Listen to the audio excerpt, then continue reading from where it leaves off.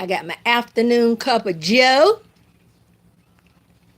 Y'all, I took my hair out Friday with the pretense of washing my hair. Yeah, ain't no water in my hair yet, no more than what I spritz on it this morning when I made this bun or ponytail or puff, whatever you want to call it. But anyway, I gotta turn this ceiling fan off. While my husband gone, I think I might turn the air off too. But ain't no shame in my game. Okay, y'all. Hello, hello, hello. It says 3 in the chat. Oh, thanks for the thumbs up. Hey, Mama Joan. Hey, Burns. How y'all doing today?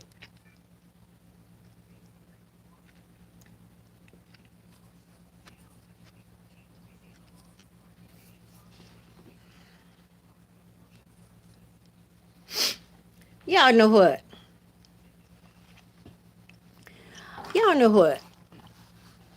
Today,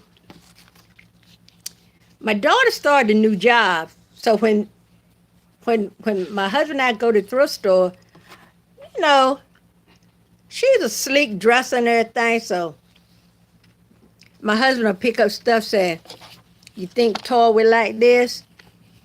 You think, he'll be asking me, and he'd be wanting to buy stuff for folks at the thrift store, right? Our grandchildren, our children. Oh, okay, Vern. Hey, Ashley, how are you?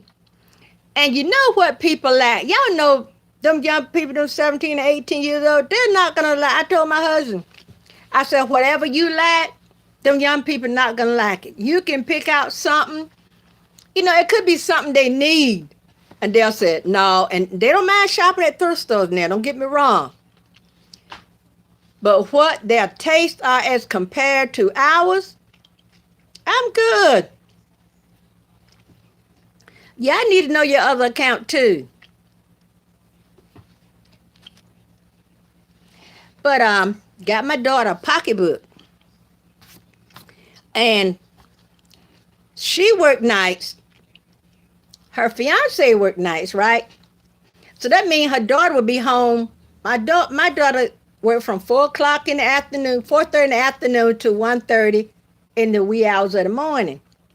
And I don't know what time her fiance go, but that means her 17-year-old daughter would be home by herself. And y'all know some people sleep hard. Okay. So then I got thinking. So my daughter was going to bring her over here because she said, she didn't want her to be home alone at night by herself. So I said, okay, she can clean up that room that she used to have, when she was here in high school. So then I got to thinking. Then my daughter texted me saying, I'm not going to bring her because she got a job interview at McDonald's. Y'all know those were some of the best words I had. She got a job interview. Because I was telling my daughter, I said, instead of her staying home, take her to apply for some jobs. If she don't get but a few hours a week, that's some money she can have. And y'all, let me tell y'all this. My daughter's daughter got a full scholarship to a university that's not too far here, y'all. In the town that I'm from, that most of my family's still there. So y'all, if she have a problem, I got 2 sisters over there, and how many brothers? I got 3 brothers over there. I got auntie number of cousins and friends over there. Yeah, I'm gonna have to write that. I don't have any paper. But yeah, she got a full scholarship. Thank you. And I was getting ready to write my children a little letter because I wanted to tell them, if I had never told y'all before, I appreciate the way you are raising your children in the admonishment of the Lord, showing them the way. Somebody made a song, show me the way. But So I thought about, I was going to write a little letter to them, telling them how much I love them and how, I appreciate the way they're raising their children. Because y'all know it's hard on young people to try to raise children with the atmosphere of the Lord. The atmosphere, the way the world is going now. It's hard to raise children because there's so much in this world that the world want to get our children into.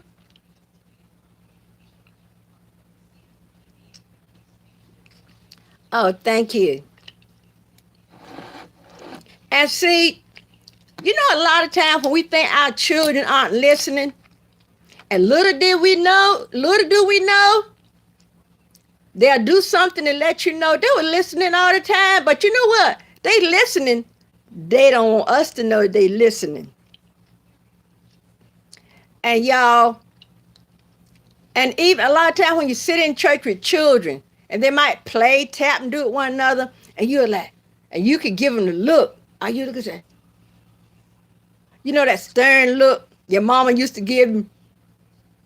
My oldest granddaughter, she used to get that look when she was little.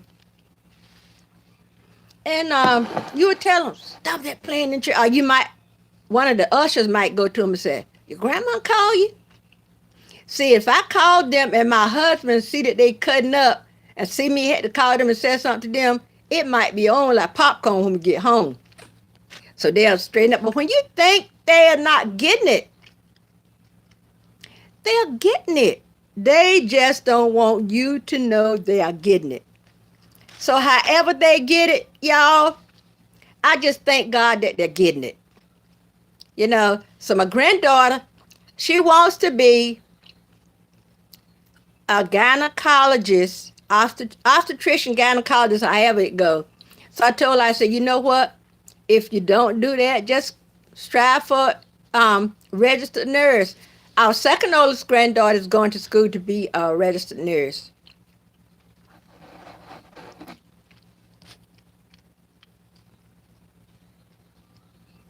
But y'all know what? I wrote my title that says, "Are you woke yet?" Y'all know all this stuff on the news.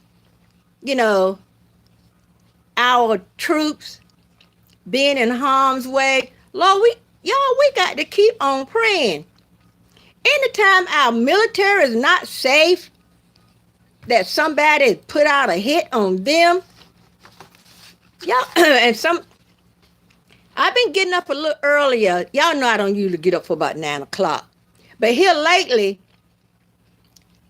y'all know I told you my allergist changed my medicine around. Y'all, I go to sleep like folks. Sleep good. Excuse me. Sleep good at night.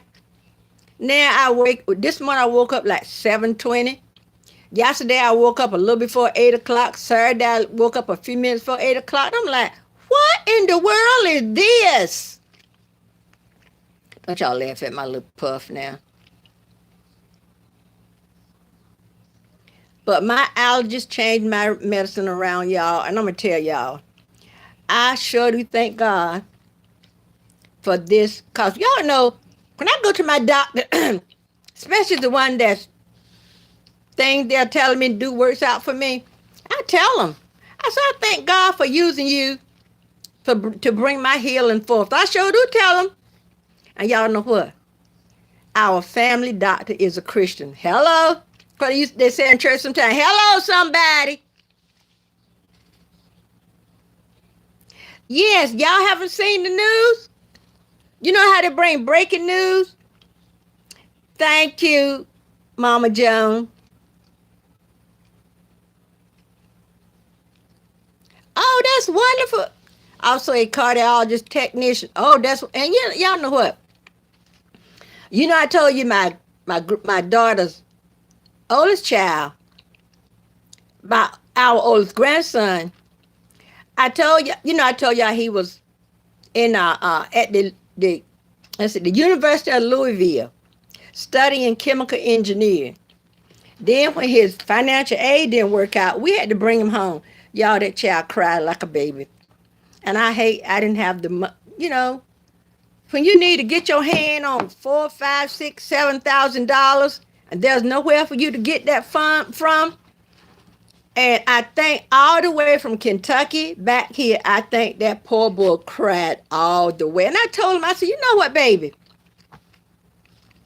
I said, there's no shame in your game. You would never know if you can do it if you didn't try. I said, but you can get back to it later, you know? And everything he do, he's afraid that the money is not going to be there. So one morning, one night, he tapped on the door when he was here because my daughter moved out uh, maybe in February or so.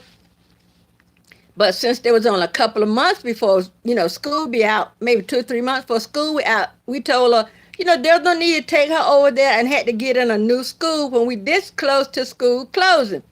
So she left her daughter here. She said, well, when the summertime come, I'm going to come pick her up and blah, blah, blah, and blah, blah, blah. But then when all of this come out and school was canceled, she came to pick her up and she been over there ever since. And so our grandson knocked on the door one night. He was getting ready to go to work.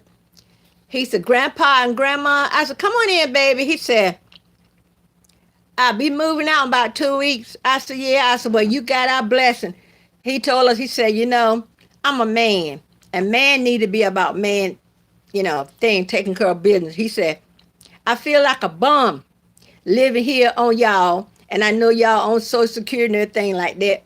He said, I'm a man. I need to be in my own place paying my own bill. And y'all, I had to go give my baby a hug.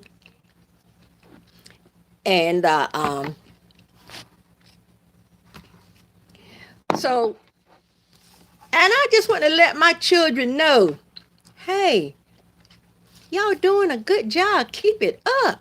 Whatever you're doing, keep it up. And my granddaughter got a job interview at McDonald's today. And I told her, y'all wear the mask. Wear your mask. And I have made them, all of them got at least 3 masks apiece. So when my grandson, when we had to go and pick him up, bring him home, get all his stuff, y'all know what? I didn't know this child had a degree in criminal justice. He was taking criminal justice classes along with his high school classes, y'all. And I was up there one day in his room getting some things together. He had left here and doing some things up there because I went in the closet to put something I had down here up there. And I happened to look on his dresser. And I told him, I said, I didn't know. I called him when I got back downstairs and asked him. I said, you didn't tell us that you had this. He said, oh, I didn't think it was important. Hello, somebody. He didn't think it was important. I said, boy, he was taking those classes along with his regular high school classes.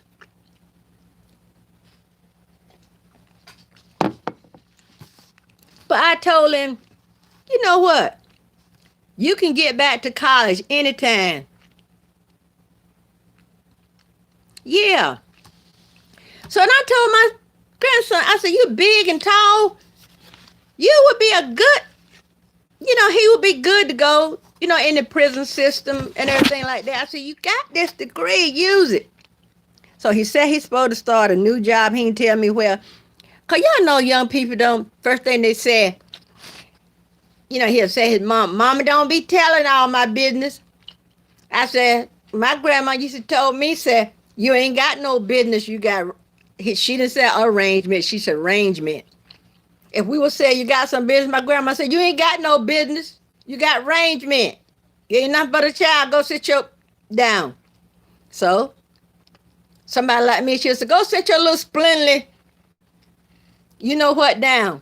And when she started talking like that, it's best to get out the way.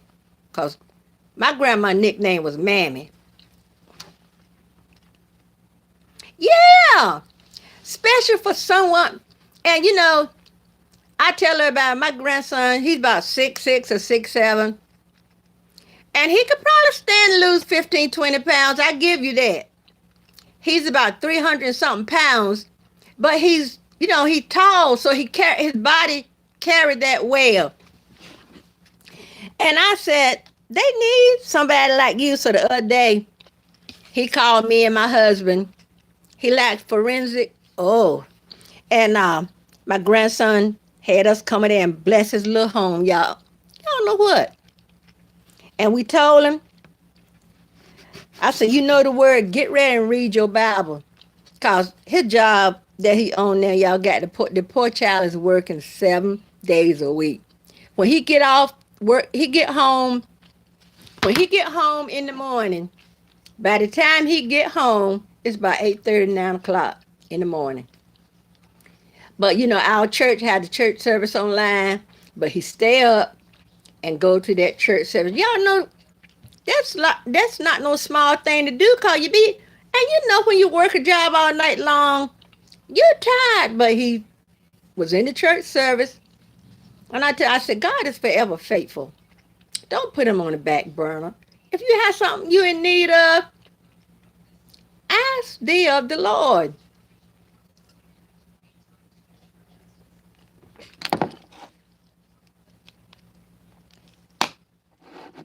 So he'll be starting a new job.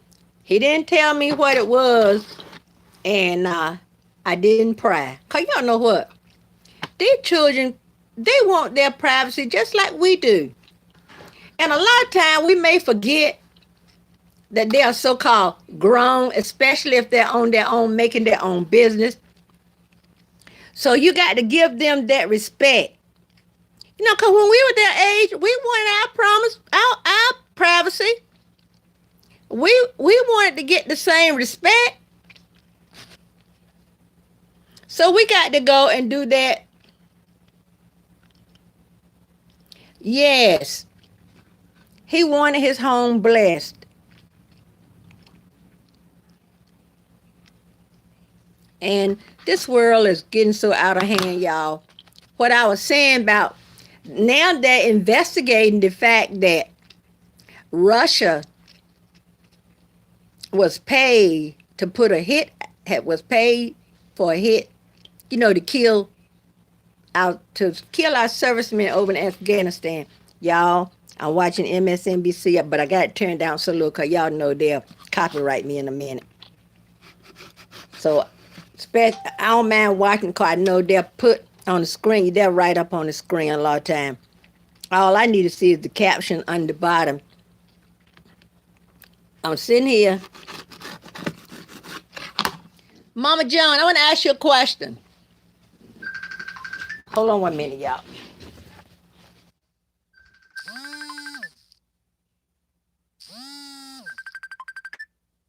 Okay, hold on.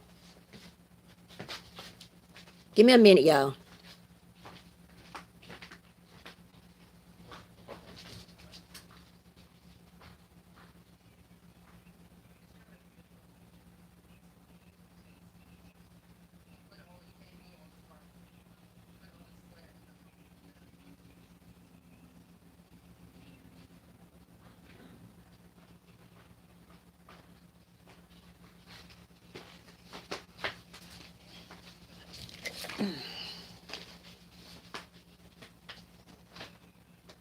Are you sure he's not going to get on your case for it? Oh, hold on. I think my other phone, I'm on live on the other phone. I was thinking when I told you it might have been a bill from the ambulance. That bill for the ambulance, it might be from the accident giving him a ticket. Yeah.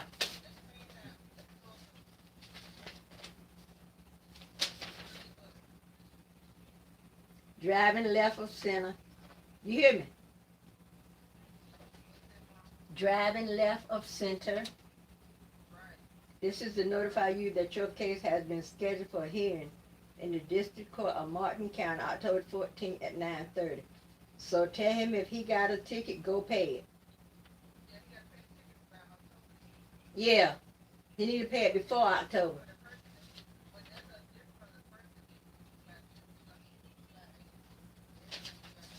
I think my other phone over there still ringing to her. Okay, and Bree got an envelope from the Wesleyan. All right, well let me hang up some of my other phone. I hang up 'cause I was on live. Hank gonna pick some more blueberry. Hey, where TJ? TJ, your grandpa got um blueberries from Randolph Place, and I made him a blueberry cobbler the other day. I ate a little teeny bit 'cause I didn't know if I could get a reaction to it. He ate that whole and TJ, your grandpa said it was good. I said, I need to let TJ taste some of this. It was good. Okay, y'all, let me hang up so these phones will stop twerking. TJ making one. All right. TJ making one what? He is making one cobbler. Oh, well, he going to bring some more back home, and I made it from scratch. And I'm gonna tell you, that thing was good. That bread on top, cause you the Jiffy biscuit mix, it was good. Okay, let me hang up. Don't talk about it. Talk about it. All right. All right, bye.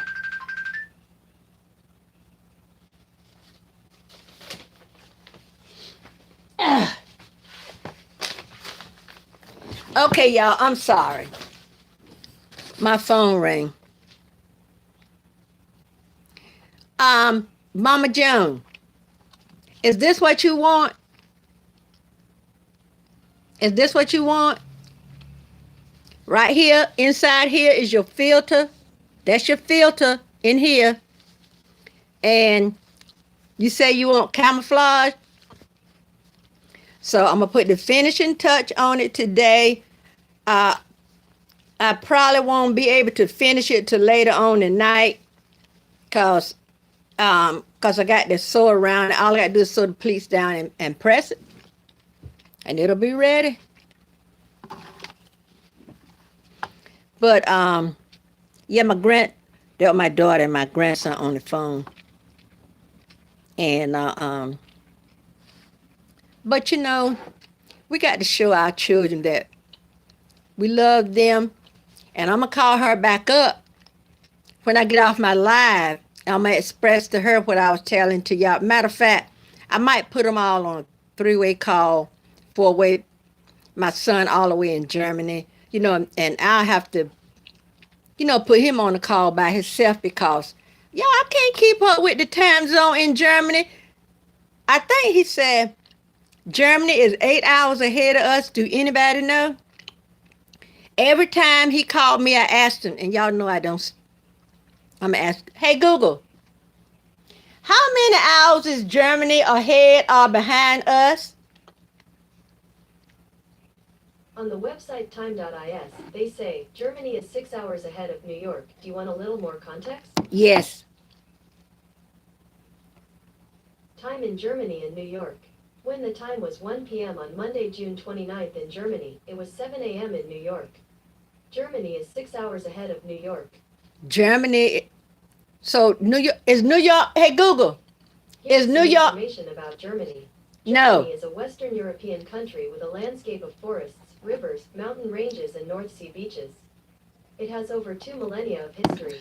Berlin, its capital, is home to art and nightlife scenes, the Brandenburg Gate, and many sites relating to World War II. I better wait, let her finish, because she Munich is known for gonna its stop till she Oktoberfest and beer said. halls, including the 16th century Hofbräuhaus. Frankfurt, with its skyscrapers, houses the European Central Bank.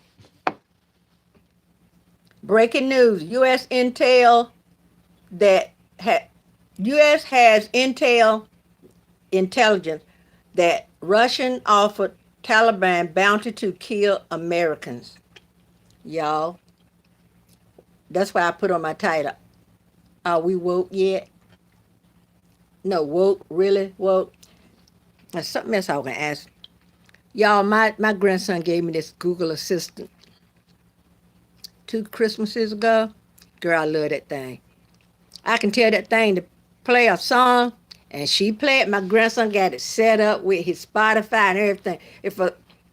Today that song by Inez and Charlie Fox came on my mind. I told y'all a song will pop in my head, and I'll go to YouTube on my TV because I was putting some more stuff on Poshmark. And I was in there, I said, And I asked my husband, I said, did you know that Charlie and Inez Fox were brother and sister that from North Carolina? He said, no, I didn't know. And y'all, the song came out in 1963. And that song was rolling in my head. Mark, yeah. Bird, yeah. No, it said Mark, yeah. King, yeah. Bird, yeah. Mockingbird, everybody, how you heard? He's gonna buy me a mockingbird. They say if that mockingbird don't sing, he's gonna buy me a diamond ring. And if that diamond ring don't shine, it's gonna surely break this heart of mine.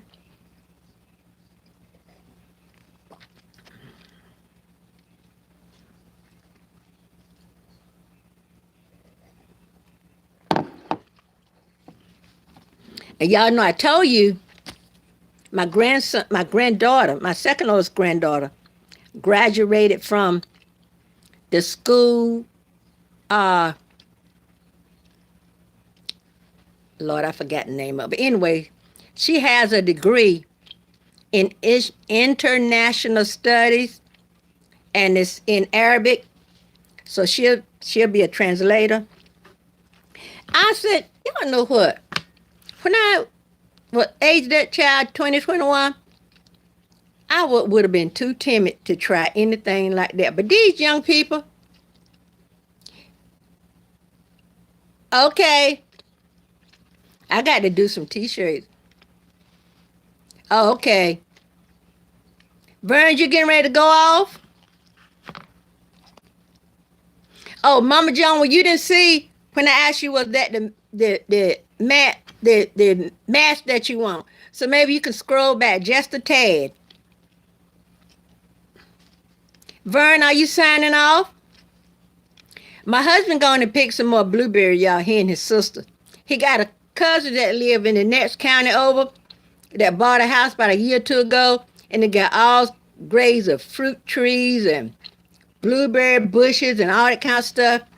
And my husband bought some blueberries home last week, or he had been saying he wanted a cobbler. And I said, I haven't made a cobbler in a long time. Y'all made a cobbler. And I thought my husband would kill himself with it. Oh, you're logging off at work. Oh, okay. Y'all know what? We ought to have a girl session. You know? And what we ought to do, each one of us that have a YouTube channel, maybe on certain days, we would go live. And some other ladies would come in and join us. They might pick a day to go live and just be, have a rapport with one another. Because, sometimes, let me tell y'all something. I told y'all that Father's Day, Sunday before this one, that was the day when we had to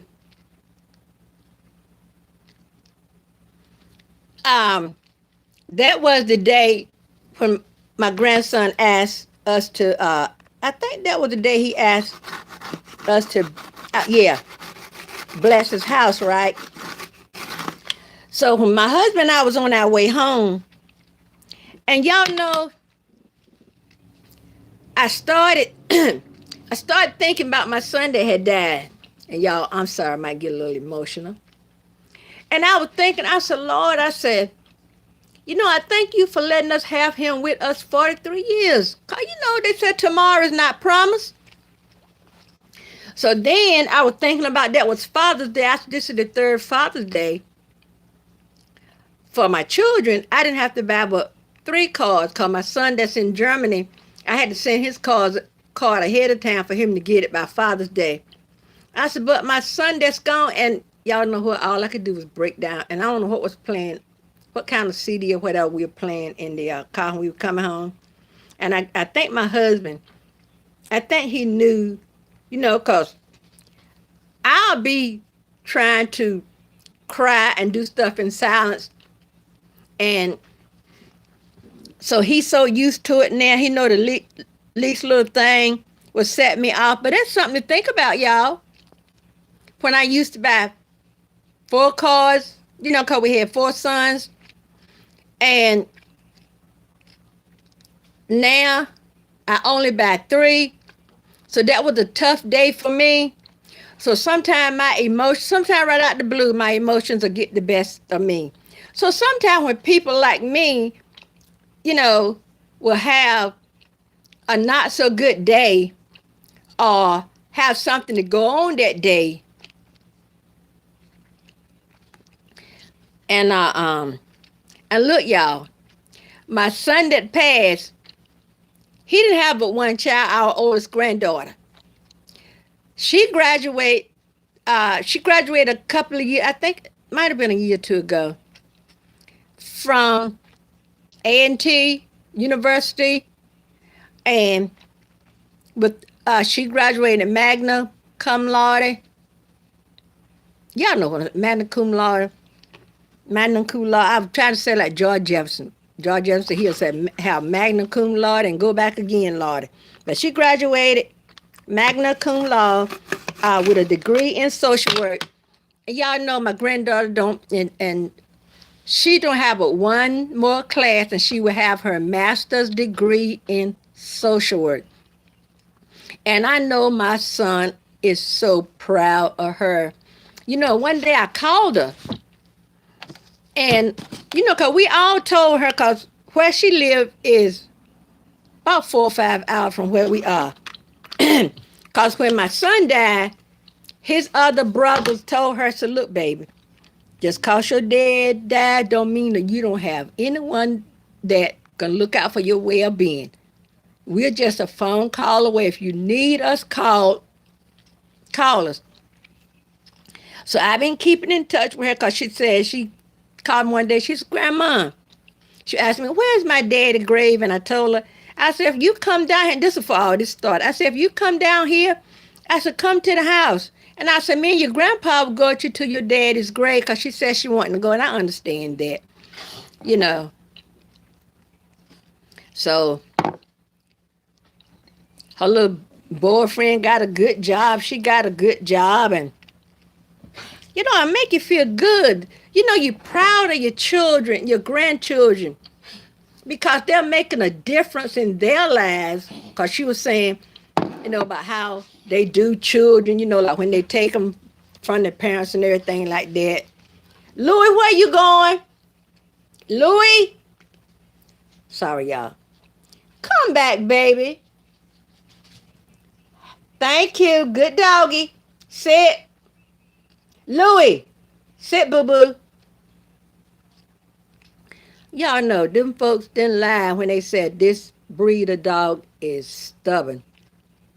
Now, one thing, he's going to protect this house. And now he's looking all around. He don't see nothing. My husband had put some little bells on him. I was walking today finding bells everywhere, y'all. Because, you know, if he go to a different area of the house, we can hear those bells. And I think he got tired of being around his neck. So I was finding a bell here and a bell there. So my husband going to put him back on him.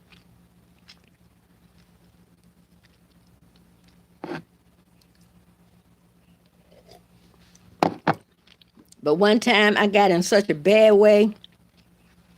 My youngest son is a pastor. And I went and I locked myself in my van. First, now I was having a good cry, I went on the porch. And when my husband poked his head out the door, he said, you all right? And I told him, yeah. So as far as he knew, you know, I was all right. But I don't know what set me off that day.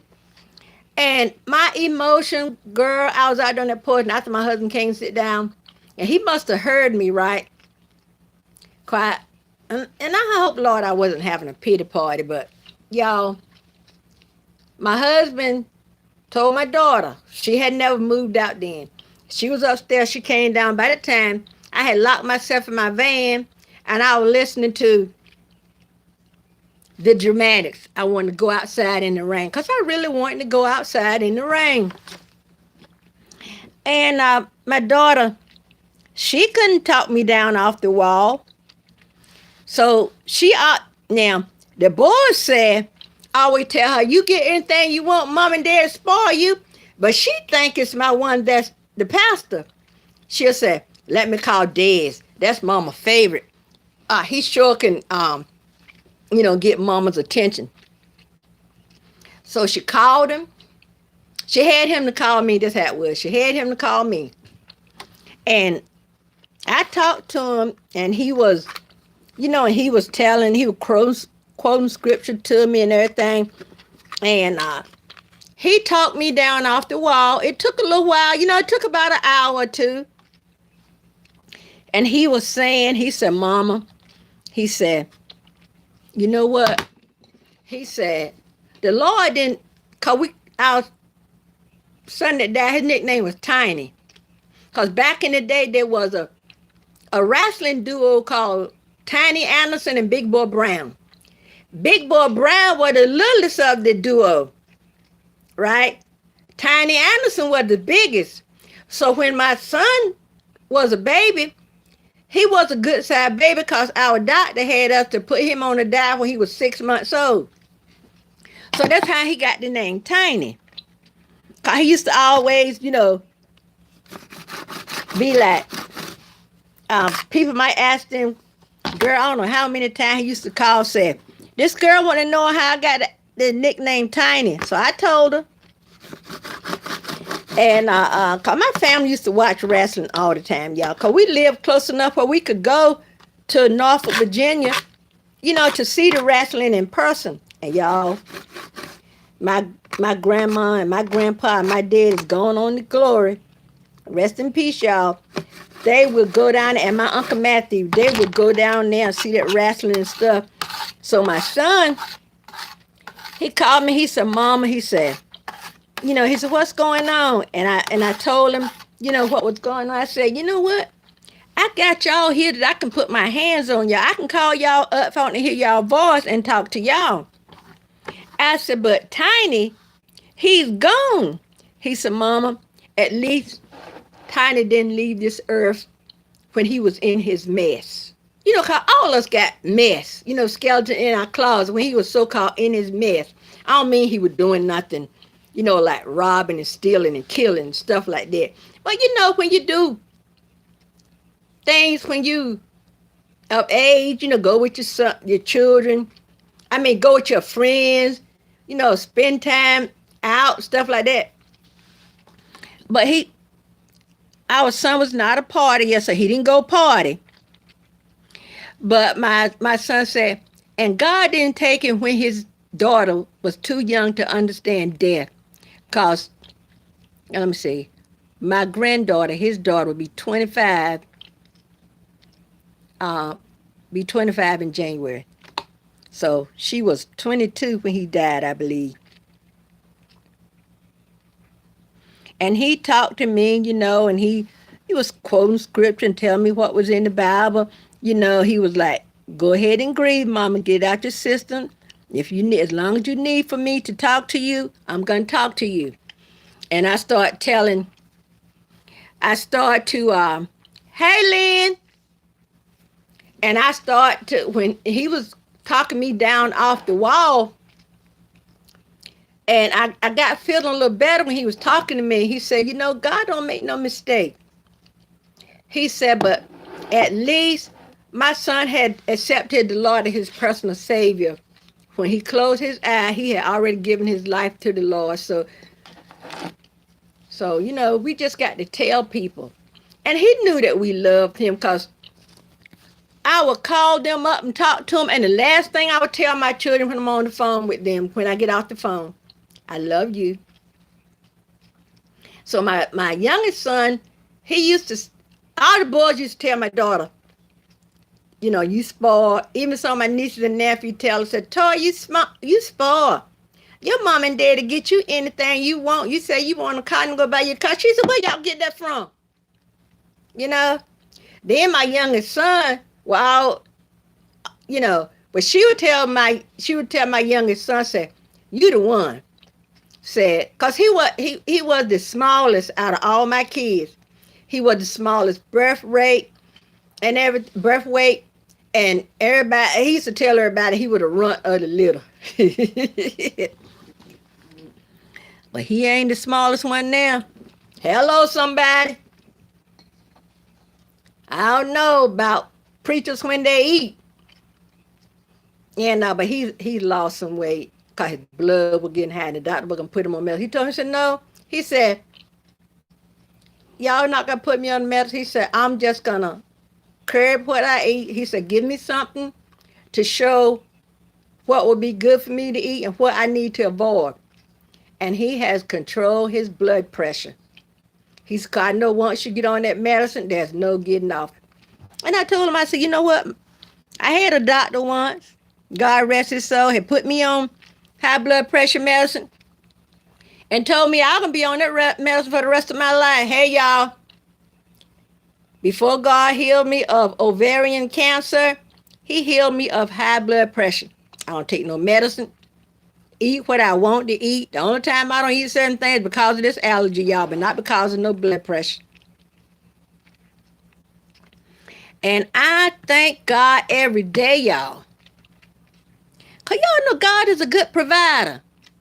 The Lord is a good provider. If you need something, I tell my grandchildren all the time, if you need something, you ask the Lord. And when he think that it's time for you to have that, whatever it is, he'll give it to you. And I said, you might want something. And the Lord might say, you know, not yet. It's not your time for that. Because I know when me and my husband was getting ready to, because I always said I want to buy RV. And me and my husband travel. Because our baby will be 40 years old, y'all, in August. So there's no need us to staying home, you know. And all our children got keys to the house.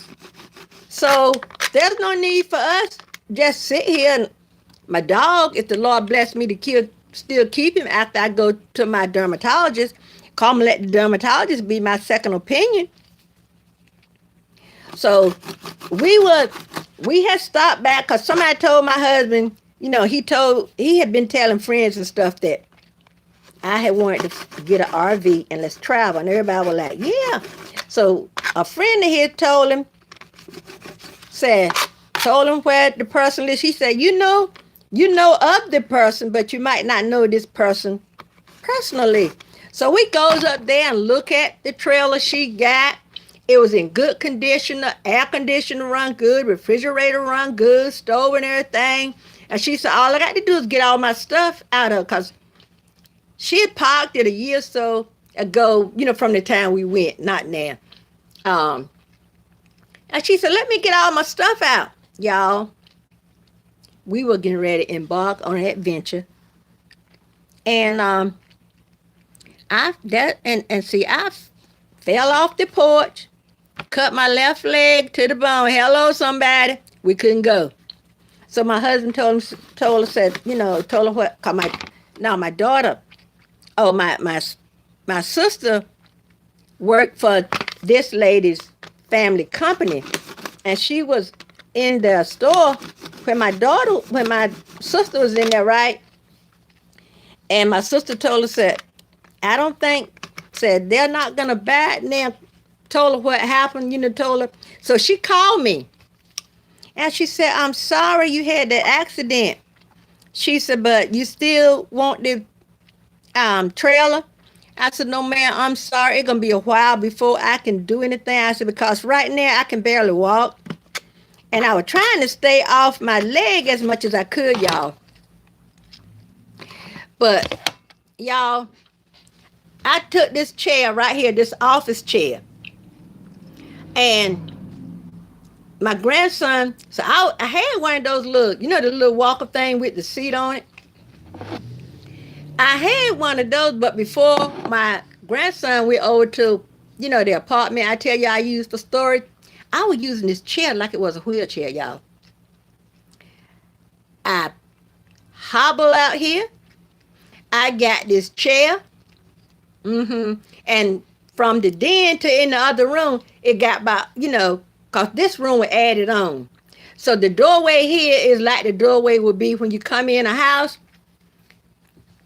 Girl, I turned this.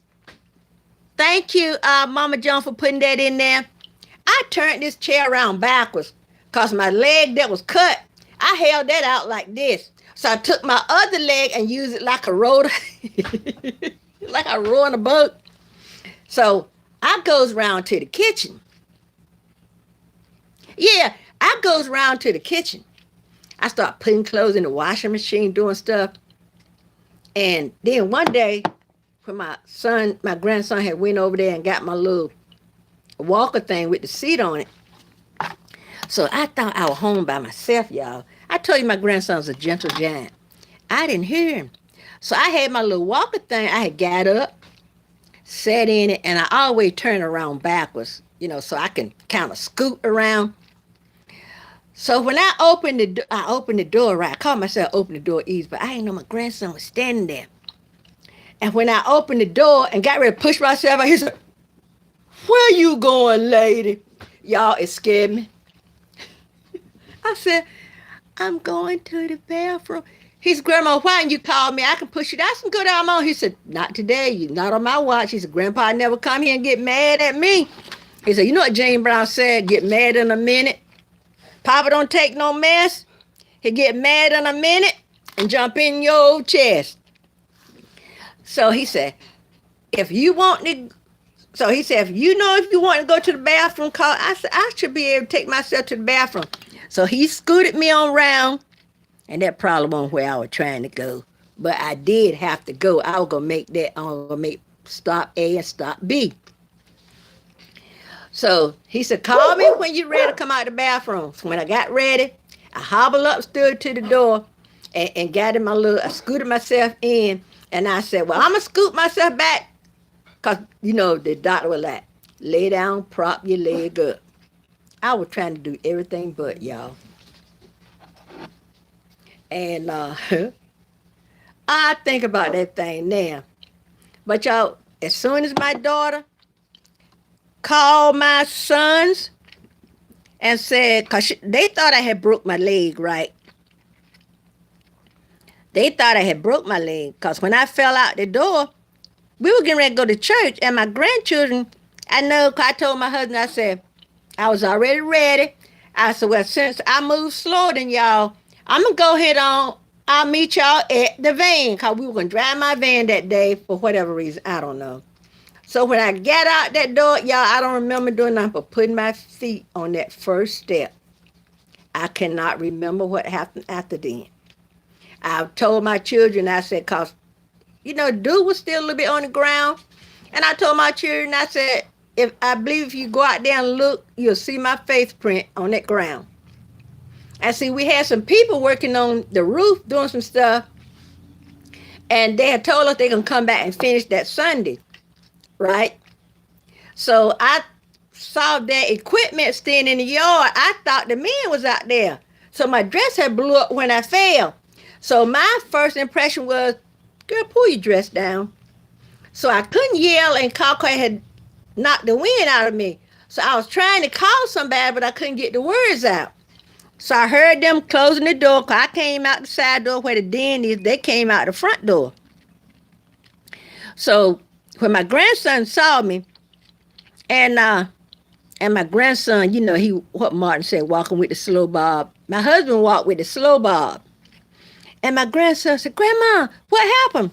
So my granddaughter, when I dropped my bag that I carry my stuff in, my Bible. I have a tablet that I keep notes. And, my plan on my schedule book and everything. All that just flew everywhere. My stuff flew out my pocketbook. My rings flew out. Y'all know I had to take some force for my ring to fly off my finger. And my hand wasn't this bad then. So my granddaughter picking up my stuff to, I told her to pick up the stuff from my pocketbook and close my pocketbook up. So by that time, my husband got around there. So he told my grandson to go get him a chair because he was going to, he was going to sit down. No, he wanted me to sit down. That's how it was. But see, and my husband told me, said, Look, you go back in the house and lay down. See, at that time, I still didn't know my leg was cut. So he told me, he said, you go in the house, cause see, when I fell on those bricks, and those was those old bricks, this house would be like in maybe the late 1930s, early 40s or something. These old red bricks. And y'all know them things, they sharp as I don't know what. And I still didn't know that my legs were cut, cause it severed the nerve. So I didn't know. So when my husband, he said, I'm gonna help you up. He said, then you can go in the house and lay down. So he gave my granddaughter the key. Cause my daughter, she told the children, say, you go with mom and dad to church. I'm gonna come on a little later. So they was like, okay. So my daughter was still in the house. By that time she had got out there. She started calling her brother. And all I could do, I was telling my husband, I said, call pastor, call pastor, call pastor. And that's all I was thinking, call pastor. So my daughter, she was busy calling her brothers. So my son that passed, how he got there so fast, I don't know, y'all. But he came to see about his mama. And then my youngest son, he came, he told he called his people at his church, told them to carry on, that he had to come down here. And they told him, I'm going to be in prayer for your mama. So they was there. And my other son, the truck driver, he was not home. So if he or my, other son was here, I know they would have been here. That he was off on the truck. And so y'all, let me tell y'all. From my husband, by the time my daughter got out there, my husband, he was gonna help me in the house. And when I still didn't know my leg was cut. Cause I couldn't feel it, right? When I got ready to walk up on that step, honey, blood flew like somebody, old folks can say, like somebody had gutted the hog. I mean, blood was going everywhere. That's when my husband lost it. So we called pastor, because we were supposed to be having some special service at church that day. So, he told pastor the reason why he wasn't going to be there and all that kind of stuff. And the pastor like, I'm going to be in prayer. Because that was one thing I wanted my husband to do. I won't think about I had cut my leg. All I was thinking about, call pastor, have pastor to pray. Call, when you get ready to go somewhere, let prayer go ahead of you, right? So I talked to pastor and everything, and blood went everywhere. So my daughter called the ambulance, and she was about to get wrong with the ambulance. She said, I heard her tell the ambulance, said, I don't want y'all to be asking stupid questions. I told y'all my mama need an ambulance. And they were, how to ask all crazy questions. She said, are y'all gonna come or are you not? Honey, when that ambulance sent somebody, how about they sent two of the smallest little girls, looked like they couldn't have been over 10 years old. And I'm like, my husband helped me get on the gurney or whatever you call them things, stretcher. These girls, they couldn't put me on the stretcher. I was like 40-some pounds heavier than what I am now, y'all. Them little girl couldn't get me on that stretcher. They make it low enough and I could scoot on it. But how about when they got ready to push the stretcher out to the ambulance, they almost dropped me. Yes, honey. Then when we got in the ambulance, stuff was flying all over the ambulance. And she was like, time who out? You didn't mean to time who out.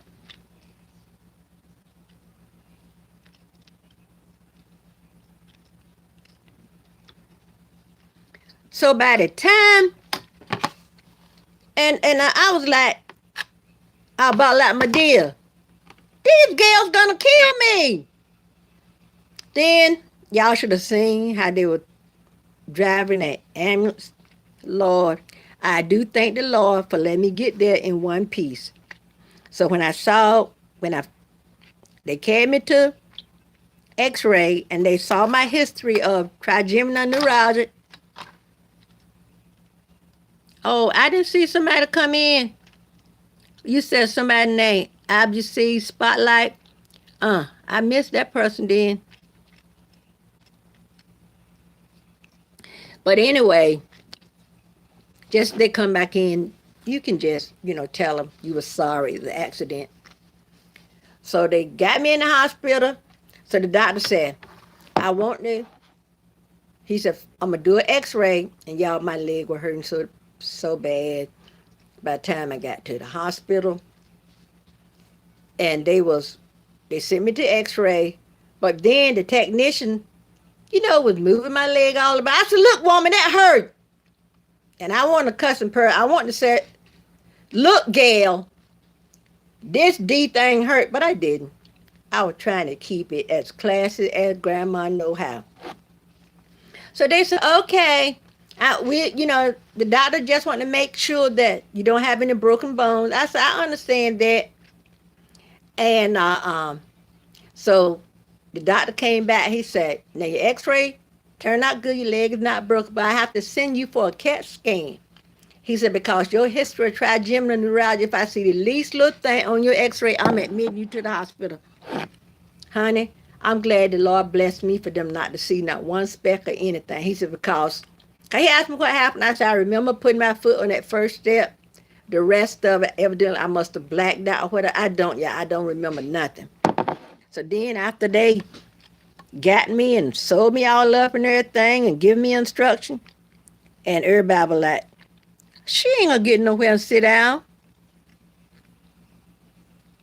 Oh, okay. But don't worry about it. So everybody like, do you know she's not gonna sit down? The doctor was like, the emergency room doctor, he said, well, I'm gonna sign you up to go see, there's a wound center in our town. And they take care of people with, bad wounds.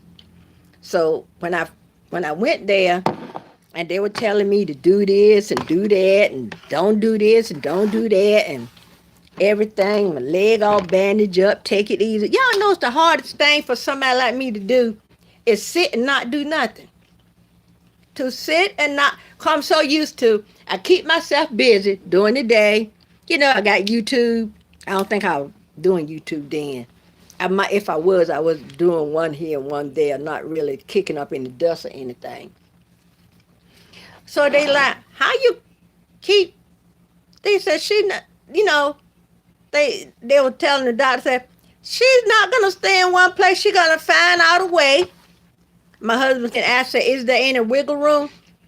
So my husband told the doctor, said, if she find any wiggle room, she's going to be out there doing something. He said, no, he said, you need to get somewhere and sit. He said, now when you go home, you go straight to your bed, prop your leg up. He said, let your family wait on you. I said, you know what? I like to be the caregiver. I don't like to be the one giving the care. So they were so used to my antics. So when he did get my little walker thing with the seat on it, girl, I was flying around his house like I was on a motorcycle. And my husband said, why don't you get one place to stay there? The doctor told you to stay in that bed and prop that leg up. So I said, I got my leg up. Because when I was in that little seat, I had my leg that was cut. I had it out like that. He said, now that ain't nothing. So my grandson, let me tell y'all, I didn't know that boy could cook like that. He can cook. Y'all know we taught our children well, because that boy can go in there and whip up a meal. He said, Grandma, because like on Thursday, my husband cut grass. And he would tell my grandson, said, now, because my daughter was at work, and he would tell him, he said, look out for your grandma. Because this happened in July. So school was out, right? So he told him, said, don't y'all give her any wiggle room. And they know what that meant. So when I tried to sneak out, my grandson's like, Grandpa never not gonna come here and jump all over me. So I had to stay in there. They brought me my breakfast. First thing, I was getting up, brushing my teeth and everything, washing my face and everything, Then I go back to bed, prop up and watch some TV. They bring me my coffee. My grandchildren like, I don't like he said, your coffee is bitter. I said, I put one sugar. I buy that sugar in the raw from Dollar Tree. I put one of those in my coffee. They like, your coffee is bitter. I said, yeah, that's where I know I'm the only one drinking my coffee. So my grandson made my coffee, and he was like, Grandma, you want something to eat? I said, no, Grandma, you got to eat. Hello, Oliver. So he fixed me something to eat. No, I think he told my granddaughter to come. He called and said, Grandma should come down here and make her some breakfast. And she was like, Grandma ain't told you nothing. She said, she probably told you, and you trying to make me come and do it. Y'all know they be trying to delegate. So I'm like, I told y'all I wasn't hungry. Okay. And my grandson's like, Grandma, Grandpa said that you need to eat because you taking all that medicine. So my granddaughter came. Well, Grandma, what would you like to eat? So she went and made me bacon, eggs, and toast. Y'all, it was all I could do. Because when my granddaughter cooked, y'all, she cooked like she cooked for an army. So I said, girl, I can't eat all this. She said, I made enough. She would tell me that she made enough for her and her brother. She made enough for an army. I said, to be sure, there ain't no more eggs in the kitchen. I said, I know you. And she said, oh, no. But y'all, I had to learn how to do. So, the doctor was saying. So one day everybody was gone. And I heard a knock at the door. Because I told my grandson that when they left, leave the lock off the door. Because my brother had told me he was coming back, my baby brother. I was trying to wrap my leg, right? I was trying to rebandage it. So when he came in, I was struggling, trying to bend over like this and put that on. Y'all, hey, Annie, how you doing? He came in just in time, bandaged my leg, and we sat here and talked. But, I had to realize there's no harm when you need care to sit back and let somebody else do for you. Because I even told my doctor, I said, so my doctor said, are you behaving yourself? I said, you know what, doc? It's the hardest thing to do when you used to doing for everybody is to have them to do for you. He said, you have earned the fact that, you had earned this. So I had to sit back and give control to those. So I let them do. Because my grandson, he would go in there and cook. And y'all didn't know that boy could cook that good. That boy could go in there and whip up a meal. My granddaughter, too. And they was cooking. All I had to do was eat. I said, look, y'all, how much do you think I can eat? And they were cooking so much food. Grandpa told us to make sure you get something to eat. I said, y'all, they were cooking so much food, y'all. And I said, look, all I want is coffee. Grandma, you got to have more than coffee. My grandson, he was, got that. Hey, Grandma, come on there, girl. You need more than coffee. Because my daughter played with me the same way.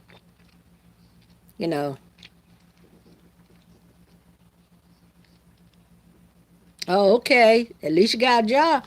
So, it's not bad to give control to somebody else. My thing of it is, I don't like giving control, y'all. My husband said, somebody else can do something in this house beside you. Because, I want to be the one to do the cooking. And even though my grandchildren do their own laundry, a lot of times, like I tell, I used to reward them like when I would say, when you keep your room, whoever keep their room cleanest this week, I would do this. I'll fix your favorite food one day this week. And I'll say, whoever got their room that cleans, I'll say, I'll do this and I'll do that.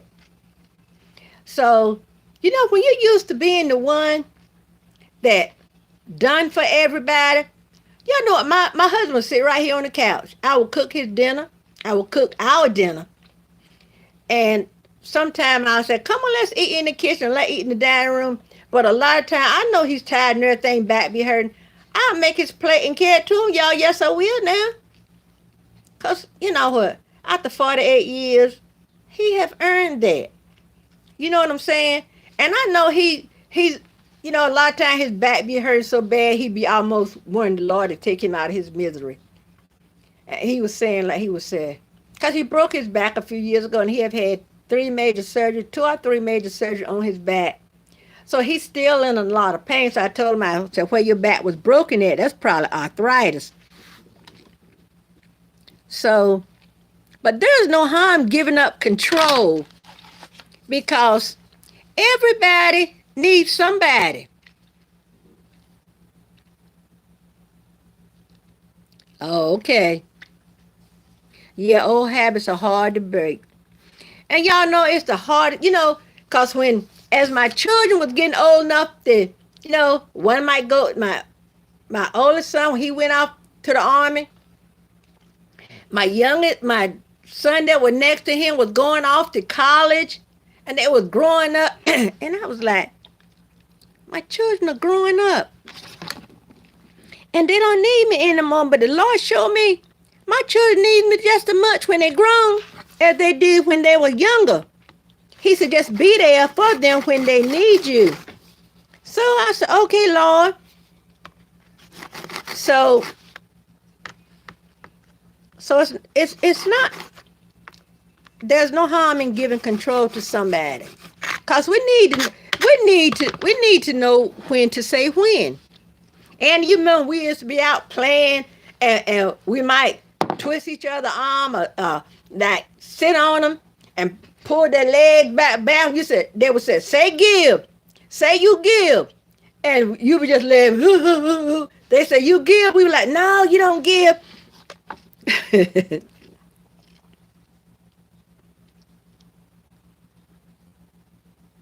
Yeah, give control. Give control to somebody else because after like people in church would say, after you don't wait on folks, let folks wait on you now. And when I got thinking about it, I said, y'all know what? I'm gonna do that. I'm gonna sit right here.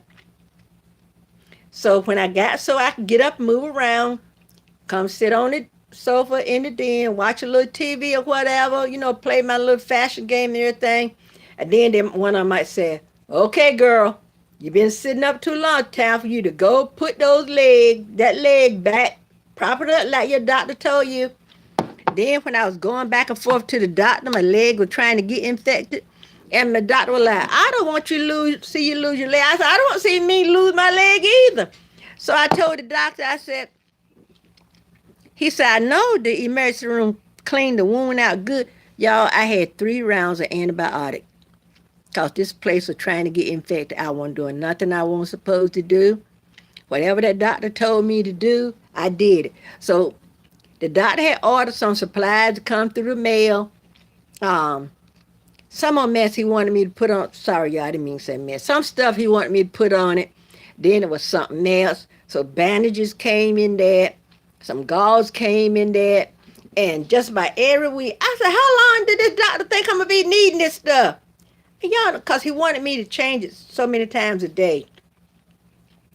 So I was, doing all, so I sat back. I said, I had to sit back and relax. Yeah, it was hard for me after adjusting. Every time a child left, that meant that was, one more person I didn't have to cook for. Now there's nobody but me and my husband. Y'all know what? I have the hardest kind of time cooking for 2.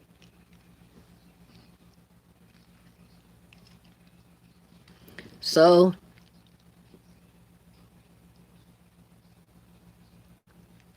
yep, Annie, you are so right. I had to adjust to nobody here but, me and my husband.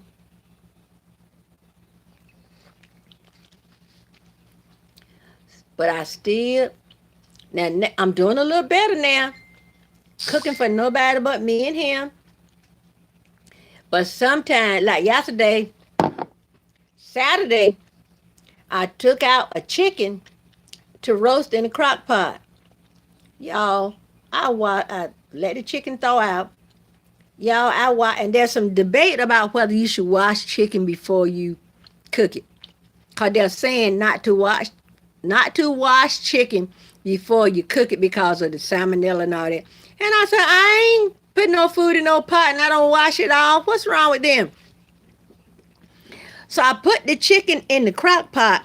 So I told my husband, I said, in about an hour or so, the chicken gonna be ready. Y'all, how about when we went to bed and I was like, I got to go and cut the crock pot off. Y'all, I must have had the crock pot on warm because it was not hot at all. And I came back in, I was laughing at my own self. And my husband said, did you turn it off? I said, you know what? The pot wasn't even hot. I said, I had it turned on warm. I said, oh, the chicken is warm. So I put it on high. I told my husband, I said, I'm just going to stay up until, I figured the chicken is done. Because I had a little pop-up timer in it. And I said, I'll go and turn it off then. I'll come to bed. So I was sitting up watching something on TV, something on YouTube. And I think I dozed off for a little bit. And I hadn't eaten in that candy that I went to sleep on. I had dropped it all in the bed, y'all.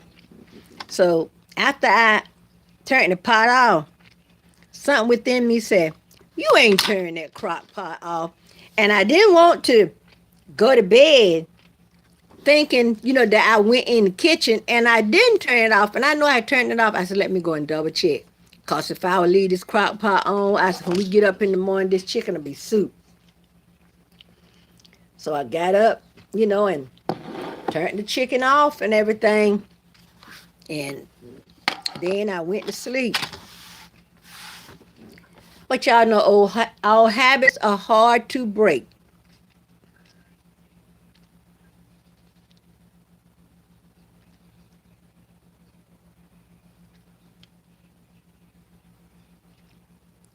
Yes, it is hard to cook for, and a lot of times my husband will say, look, it'll be like if at first I would tell my husband, I said, it's food left over. And he would be like, well, I can eat if you warm it up in the microwave and bring it to him. I know I had made a monster, y'all. I said, you know exactly where the microwave is. Look, after I done been bringing his food to him, and I'm going to tell him, you know where the microwave is. Get the food out the refrigerator. If it's in a bowl, put it in a plate. And I said, I'm sure if you go in there and put the microwave on, I said that kerosene will turn around just as good for you as it will for me. So he laughed.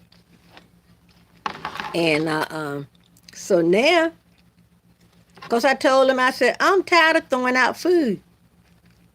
So he knew where the microwave is now, y'all. Because all his sisters are like, you made a monster. Said, he better be glad he got you. Because, and he he told me this morning, he said, I thank God for you. He said, because even on your days when, because I tell him like, this rare nerve disorder in my face, there are days when I go to him, I said, look, today is one of these bad days. One day, I was doing something, and didn't want my husband to know that one of my bad days, because I usually tell him, this is one of those days where I'm off. My equilibrium will be off. When I get up to go to another room, I walk into the wall, get up, and I almost fall. And so I was stumbling around. He said, what in the world is wrong with you? I said, I'm having one of those headaches. He said, why don't you go sit down? He said, go in there and lay down. And I was having one of those attacks I get from this nerve disorder, y'all. And I know a lot of time, like, my head could be hurting real bad. And if my granddaughter or my grandson is around, when they see me, like, close my eyes and put my finger up, that let them know I'm having one of those attacks. So one day, my grandson, he came over. He said, Grandma, squeeze my hand now. And he called my granddaughter, because He was about to holler and call. He said, "Oh, I forgot your headache." So he went. He said, "Bree, come in. Grandma having one of those attacks." She come down the stairs and Lord, she said, "Okay now, Grandma, don't worry about nothing. We here. We're gonna take care of you." He said, "What you want us to do?" And I couldn't get the words out because that head was thumping. So my grandson was saying, "Grandma, I'm here. Squeeze my hand." Because usually if they buy me and if they know I'm having one of those attacks, one of them going to offer me their hand so I can squeeze. And like if I'm around my husband, I grab his hand and squeeze. He said, "What's the matter? Got a headache?" And I'll be like, I'll be doing like this. And I said, and so when I get those attacks, I know my grandma and my mom can say, "Be catered by the dough." All I can do is and hum and call on Jesus. Cause y'all sometimes, so I haven't had one of those attacks. I still have those attacks, but I haven't had a real bad one. Cause I tell my husband sometimes, like when I get up and I tell him, I said, "Look, this is one of my off days." I think it was yesterday.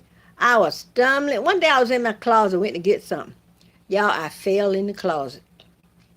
Yeah. And I got one of those little things. My closet is a walk-in closet, right? What they had built on when they built the bathroom. So it's not all that big, but it's big enough. So I have one of those little plastic thing with the drawers in it where I keep like my shrugs and stuff like that. Well, I was getting something down.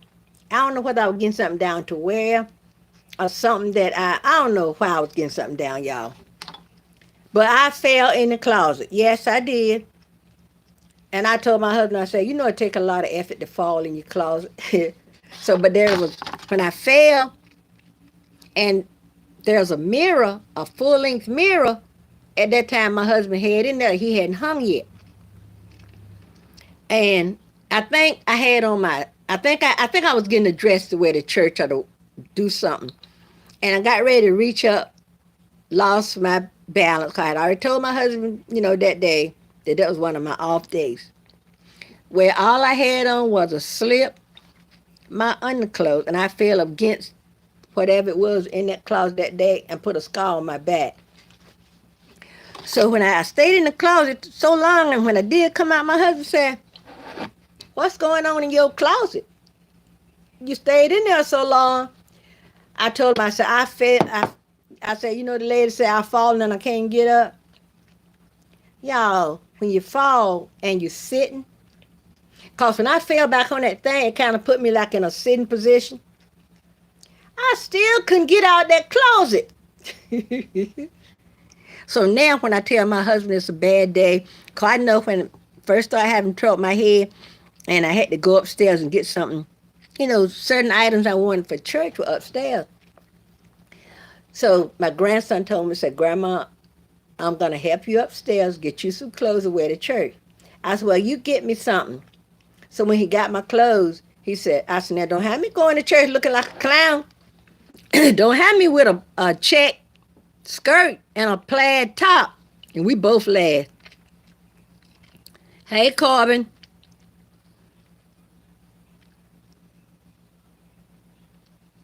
Yeah.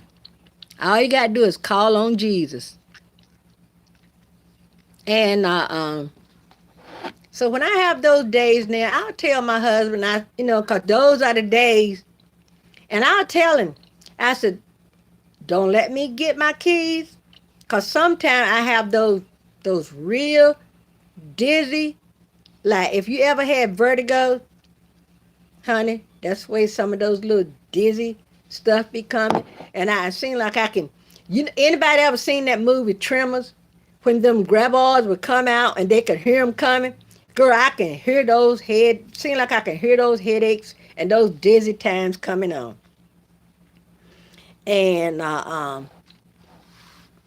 and y'all know when you're a chronic pain sufferer and you have those days where the Lord lets you do things, go about your business or go about his business, and all I can do is say, "Lord, I thank you." Because I tell my husband sometimes, I say, you know what? A lot of times when I'm going through and I'm having those attacks, I said a lot of times I breeze right on through them. I said, well, not breathe. I said, but I don't. He said, well, why didn't you tell me? Why didn't you? He'd be asking me why I don't call our daughter or why I don't call our grandchildren. I said, because I don't want y'all to think I'm complaining. So my grandson be like, Grandma, you know if you call me, I'm going to come so you can squeeze my hand. Yeah, vertigo. Honey, vertigo ain't nothing. Let me turn the ceiling fan off. Cause my husband know I don't do ceiling fans. Cause I be sat here and be got, that ceiling fan going like this. And if you ever about to have vertigo, forget it. Don't be looking at no ceiling fan twirling all around. So let me turn the ceiling fan off. Okay, Mr. Ceiling Fan, you can go off. Y'all know what? I don't know when I pull that ceiling fan if it's gonna turn off, go slow, or speed up. But and my husband said he think staying busy around here is what's helping me. Cause my body don't get to think about that. I'm a chronic pain sufferer. And there's not too many days where I don't suffer. But like I tell y'all, I'll suffer in silence. Because like I tell my family, I don't want to be looked upon as I'm an invalid. I don't want y'all to think y'all can't do the things y'all need to do because y'all so busy taking care of me. And here I am still talking about giving up that control, y'all.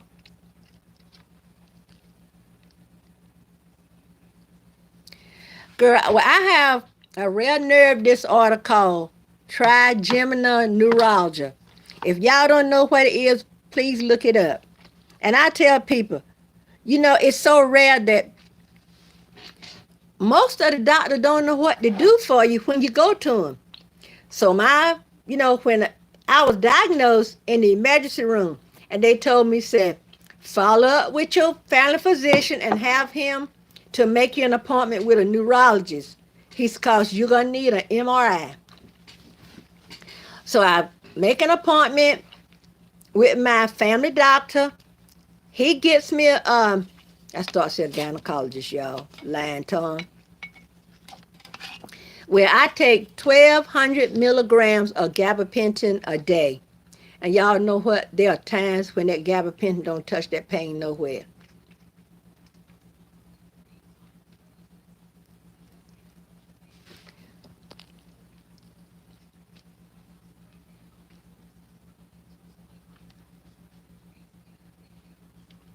I'm glad you're headache free, Annie.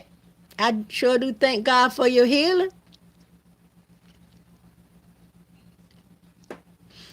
Yeah, and somebody told my husband said somebody told my husband said my phone is getting ready to die, y'all. Let me see if I got a phone charger down here. Somebody told my husband that I was independent for it. I was too independent for no darn. They said, why your wife so independent? My husband's like, she's so used to doing for others. She don't want to be looked upon as being a invalid. I'm going to go and put a charger on this phone, y'all. So y'all give me a minute. I'm going to finish this little cold coffee. Because y'all know I ain't throwing out no coffee.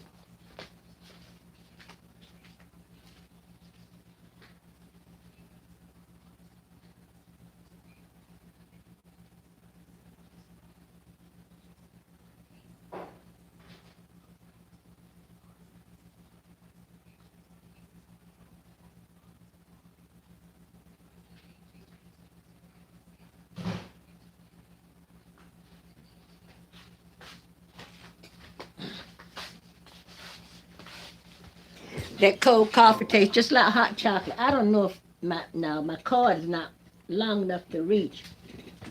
So what I'm gonna do, y'all, I'm gonna sign off on this phone and come back on the phone just charge. How about that? Cause I'm in an hour and 24 minutes. I'm gonna try to go. I'm gonna try to go for over 2 hours. So let me find my book. Let me find my book so I can write down my hours. And it's trigeminal, Trigeminal. I think that's the way you spell it. Neuralgia. Neu. I don't. Wait a minute. Hold up. I used to have it written down because a lot of people say I never heard of that before. Let me see. Neur. I think it's Algia. But if you putting it in Google and get the first part right, Google should bring it up. Hey Google, you ever heard of trigeminal neuralgia?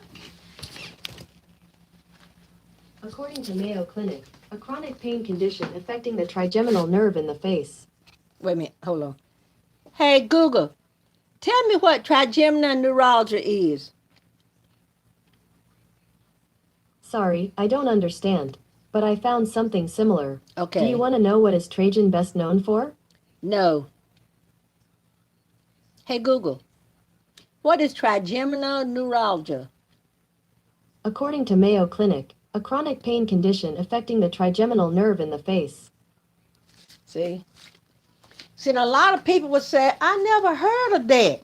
And they'll say, tell me how to spell it so I can look it up. And then I saw a friend of mine that went to the community college with me, and she saw me one day. She said, girl, I'm just going to keep you in prayer. She said, what areas do your pain come in? Well, I can plug it right here and keep it come in. I have pain in all those areas. No, but Annie, my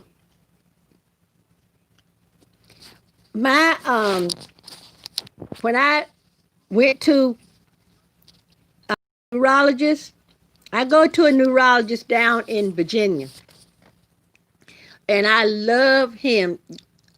And y'all know a lot of those neurologists are like they of Indian descent or something like that. Not Native American Indian, but I don't. And he is good. I love him, Dr. Nanavati. And your neurologist tried to tell you, the neurologist tried to tell me a migraine, but the neurosurgeon had already told me that the veins and vessels were leaking blood. Yeah, and you know how the neurologists tell you, come back, they fill your prescription, because y'all know, I didn't know that until I got trigeminal neuralgia. I did not know that prescriptions ran out. And they would say, well, you need to come in and see the doctor because it's time for you to get a new prescription. I'm like, what? And so then when I go to the doctor, oh yeah, you know what? And I'm not trying to be racist or anything, y'all, but y'all know what? I don't know what it is with those, with them, the kind, because when they got a name, his first name is R.A., and when you got them first names you can't pronounce, it's Rajij or something like that. So when they told me, said, look for a neurologist. Wait a minute, I know, why come this thing ain't charging this phone? Hold on a minute, y'all. And I know this thing is on. Hold on, let me turn it sideways and let me try to get another call, because evidently this one ain't working. Well, I know I bought a card in here. What in the John Brown did I do with it? Y'all, I know I bought a phone card in here, and I'm like, what in the John Brown did I do with it? Lord, what did I do with that card? It ain't on me nowhere. Oh, I think I plugged it in.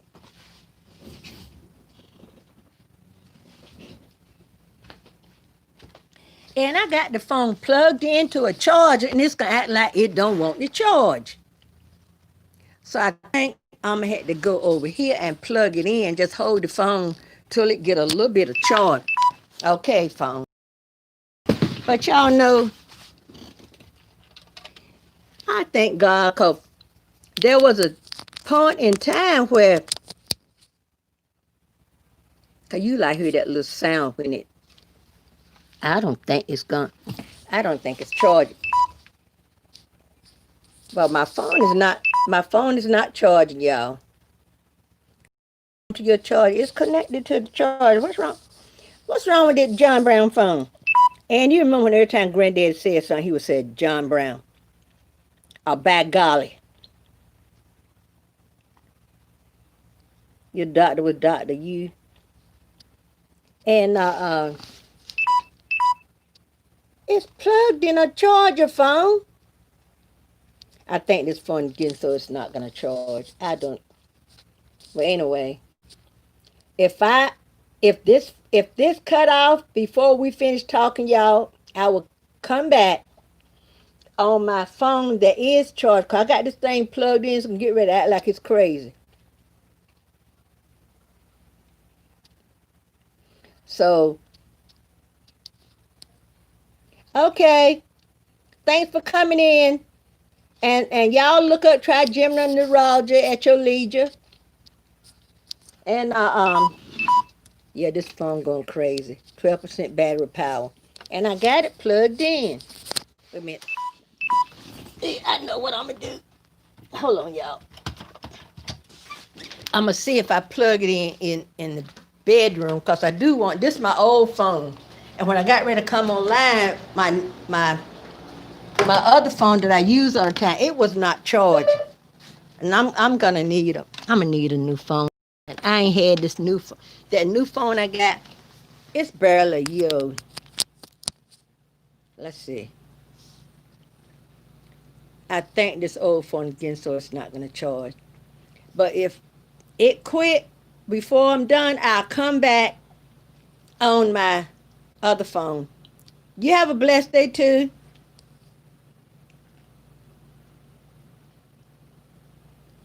Okay.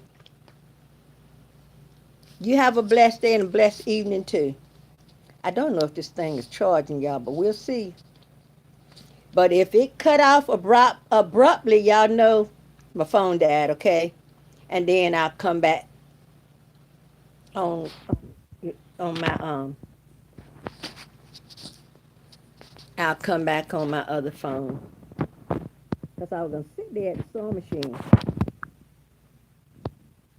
But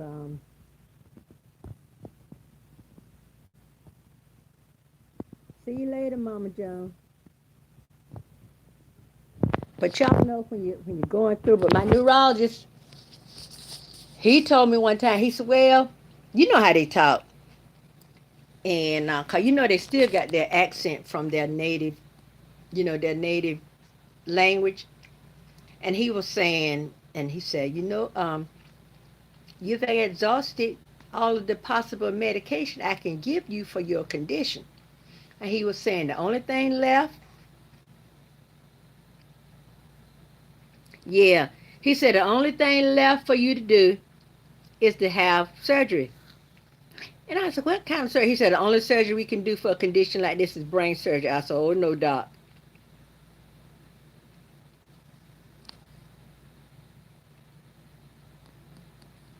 Oliver, you sound like Kay.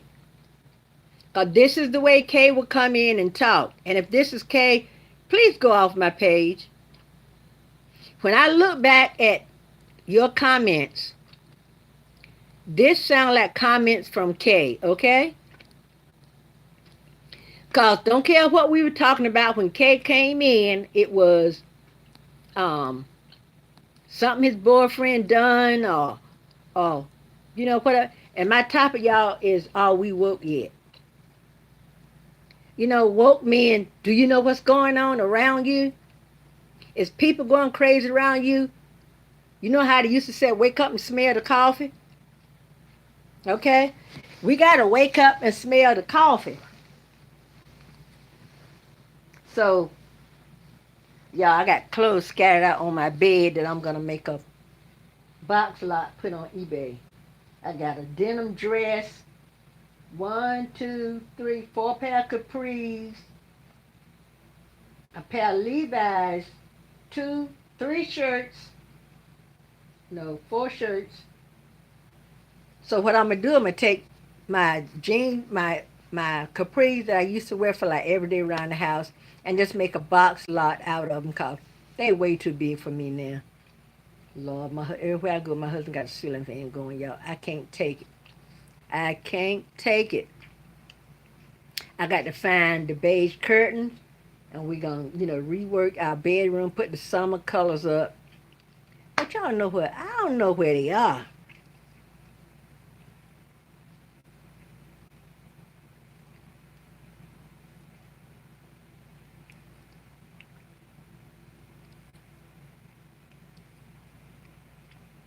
Thank you, Annie. Yeah, call on Jesus. But when that doctor told me you exhausted all the medication, and then so one day I saw, you know how they got nurse practitioners, right? And so he had me seeing his nurse practitioner. So I asked my family doctor, I said, look, can you take over my care? I said, because he don't, hand me off to his nurse practitioner. He said, I can't take your care. He said, even though that's a nurse practitioner, she practiced in, a condition like yours. He said, if a new treatment come up, they would know right away. He said, well, I wouldn't know for 2 or 3 years down the road. He said, if you need a prescription fill or something like that, I can do that for you, as a courtesy. So when I can't get my doctor and I need my gabapentin or something filled, I can call him and he'll call it in and everything.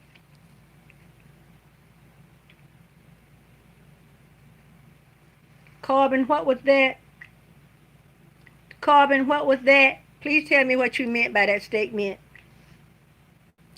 Corbin, if you don't tell me, no, and I'm not going to see no neurosurgeon. No way. They're not cutting my. Because, see, that was 3 years ago they mentioned to me about brain surgery. No, you said, wow, okay, you took K. I don't believe that was K brother. I believe that's K. Because there's no way in the world. I got two sisters. And we do not talk alike. Okay? And if you don't watch out, you'll be gone too, young man. That was K. That was not his brother. So, this is my channel. You don't like the way it's ran, you can back out the same way you backed in, honey. I know that was K. There was not no K brother. Because that person talked the same way K in.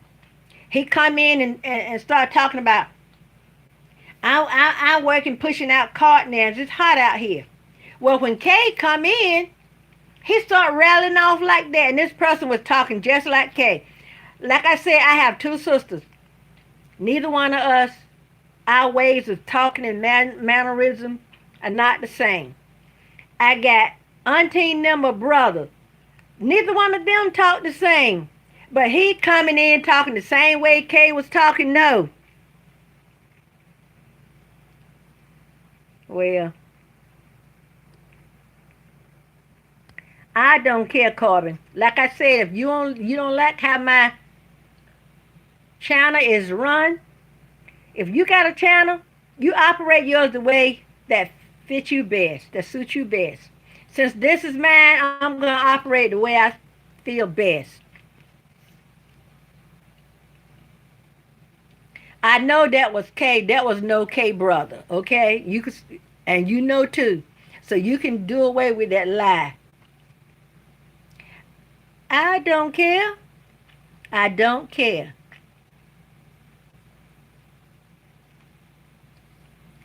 Annie, did you tan Corbin out or did you block him? I knew that was K when he first rolled up in here the other day. So now they're going to make another name and come back. They don't have sense enough to know. You might make another YouTube name, but your talk is still going to be the same. Let me put this, see if I can put this phone down, y'all. Okay.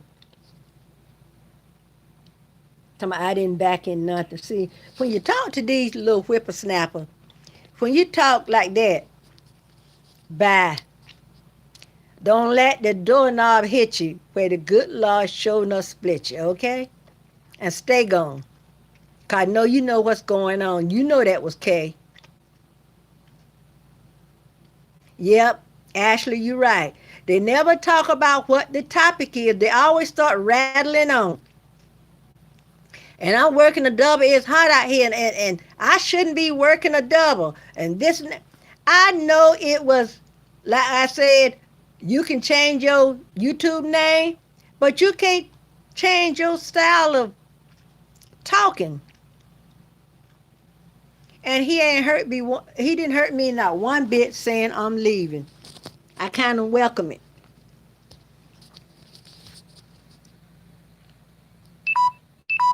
Now this thing is plugged in. It's trying to. I think I need a new cord, y'all.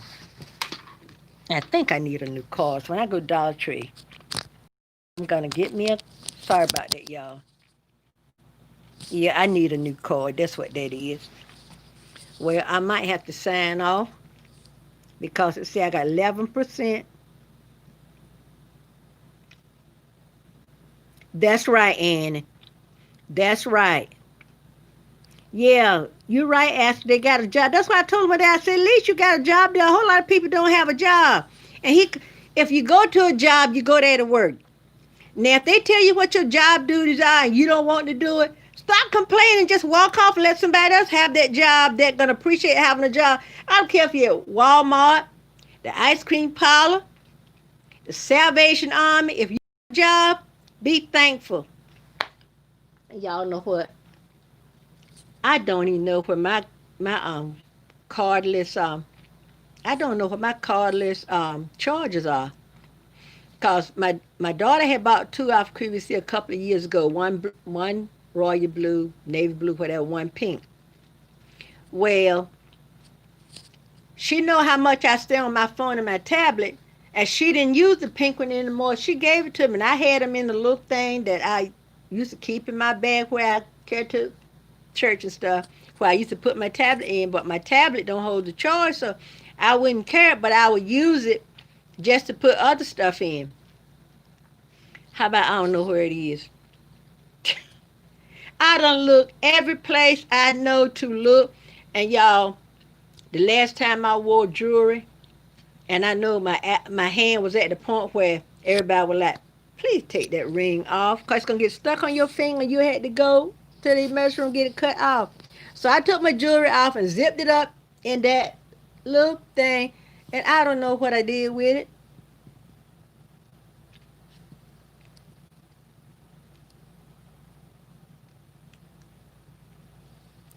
See, and I am K brother, and I'm never come. Look, he didn't say I'm never coming back. He said I'm never come back. See, that's how I know it. K, no capital letter and I. Well, if you supposed to be in college, you go and learn English. How you supposed to talk? I capital letter, am K. You should have said capital K apostrophe S. I'm K's brother. Apostrophe S showing ownership. And I'm never coming with an ing. You remove the E and put ing. Back, period. I don't care about you starting a game channel. What that got to do with me? I didn't call you. You came here on your own. I'm starting a game channel, and that's final. What? What do you mean, Annie? Annie, come on, do pray tell. But if this phone goes out, I think it's down there. Y'all may have to go get my other phone and start a game channel. That's final. What they got to do with me? I mean, like, who cares if he started a game channel? I am tired of the young whippersnappers think that I'm going to operate my channel according to how they want it to be run.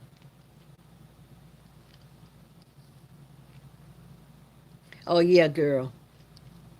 I don't know, and I know my jewelry has got to be. 'Cause I remember pulling it off and putting it inside something, but I don't know. I need to go back and look in. You know how you change pocketbooks and stuff. It's got to be in the last. Cause yeah, it's got to be in the last. It has got to be in the last pocketbook that I carried to church. And the last I looked on my, I told you I take notes, and I looked on the last pot. I looked on, in my book. The last Sunday we had church before all this shut in was March 1st. And girl, I do not know what I wore to church March 1st.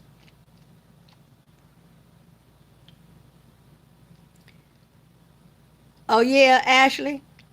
Who you talking about? Kay and his brother are people that age.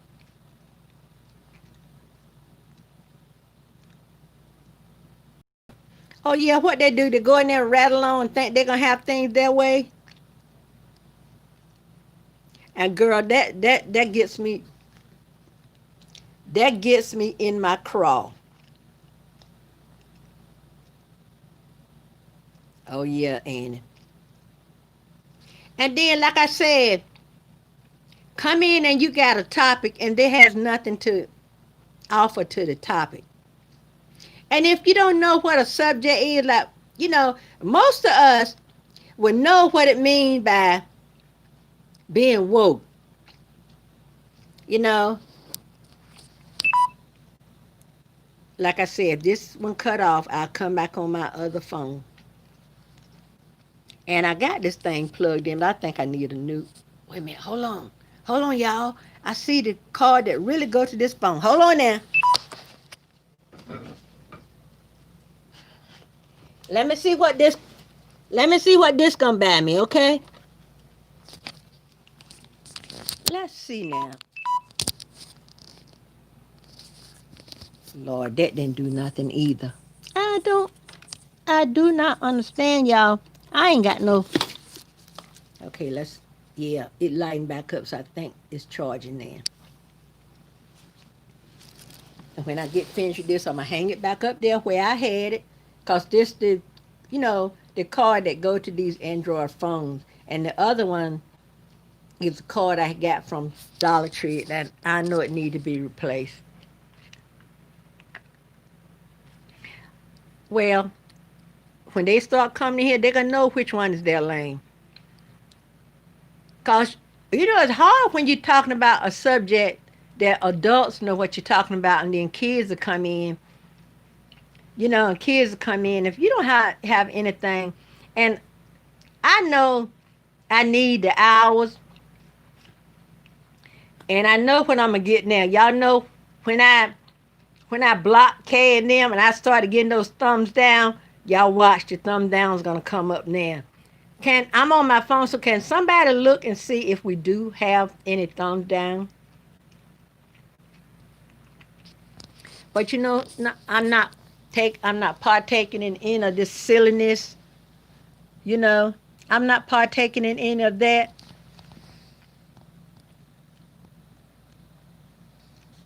So they can, woe is me. I really think, woe is me. Okay, all right. Thank you, Annie. I need to clip my toenails, y'all. Sorry about that. I'm throwing them out just like Kay and them.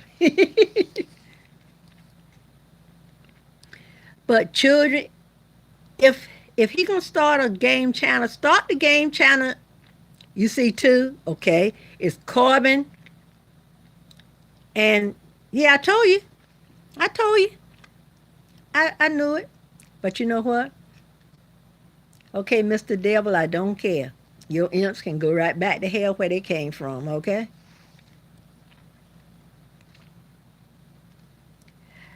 I don't play with children, y'all. I think children need to stay in children's place. And I know it's going to take some time for me to build up and have a lot of people in. All I can do is what I can do, right? When I go to somebody's channel, I don't try to bogart it. This thing still says low battery. When I go on somebody's channel, I don't, I say hi and, you know, whatever the person name is and chat like Annie do when she come in and y'all do when y'all come in, you say hi and everything. Well, they start rattling off about I without a capital letter and K and them say they in college. But what college you go to where, you learn that in elementary school when you start writing cursive and stuff that when you use the letter I referring to yourself, you capitalize that I, right? You put an apostrophe on like he said, I am small I, K, small K, brother. He didn't say apostrophe S, K's brother. And I'll never come back. He didn't say coming. And I was saying to myself, I sure hope you don't. Yes, it is, Ashley. You're right. Like when I go to Vern's or whoever live, and if I don't have anything to add to the conversation, I'll just read what everybody else has put up there because it may be something that's going to help me. But if you're rattling on, you don't know when something might come by and you need whatever it is, that somebody might have put in the chat. And they love to do it. I knew it was gonna be 2 thumbs down. It's K, and I know that was K. I know that was not K's brother. Cause one day when they came in as technology, hi Dorothy B, how you doing? When they came in, thank you for being here. When they came in as Techno Ryan, and it was another name. What was the other name, y'all?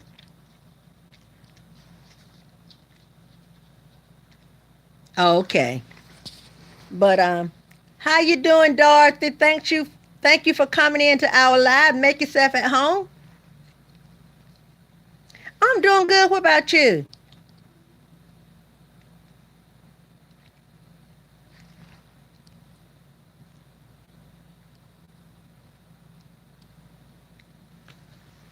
So we got to be mindful of whoever the host is. And there's and a lot of, 6, see? Before it was 4. Then when K came back as his brother, that was 5, and Carbon is 6. Oh, that's good, Dorothy. My dog is out here going crazy. He just having fun all by his little lonesome. Okay, Ashley. Well, my phone is still saying low battery. So I might have to sign off anyway. I don't know why this phone won't charge. And this is my old phone because my phone that I use for my regular cell phone was not charged. But I told my husband, I think I'm going to get another phone because that phone is it might be 2 years old by now. But it got so it won't hold a charge. And I don't want another LG phone. I want to go back to my Samsung. My husband got a Motorola, but I told him, I said, your phone is stupid.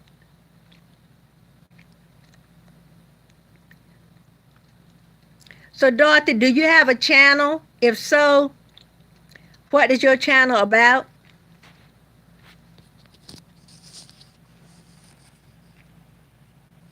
I don't mind laying here like this talking to y'all. I see a lot of people be like this. You have to cut the power off. Let me see if I can turn this thing, because I got it in what you call it, one of those strips. It got 2 USB ports, and the rest of it is outlets. So I think what I need is new phone cord. Because, this card I got in there came with the LG I got. And all of them are Android. But the 2 cards I was using here, cards that I got from Dollar Tree. And I know I don't get my dollar worth on those cards. When I go back to Dollar Tree, I'll just go pick up a couple of more. But what I got to remember to do is get them in different colors. Because y'all know I'm buying everything purple. And bought the card back here. And once I took it out, I didn't know which was the bad card and which was the new card, y'all. So now whenever I buy a new card, I get a different color.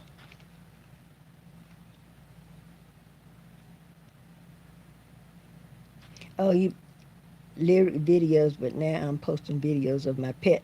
Okay. So is your channel for children?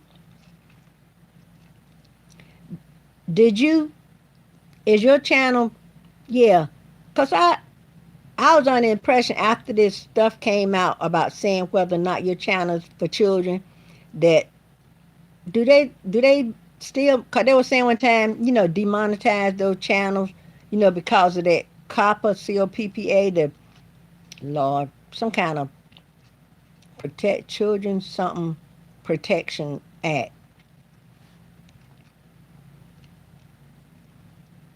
So you got to go in and say whether or not this video is for children, all like that. I need to go in there and click the thing, when I go on my dashboard that say my channel is not for children.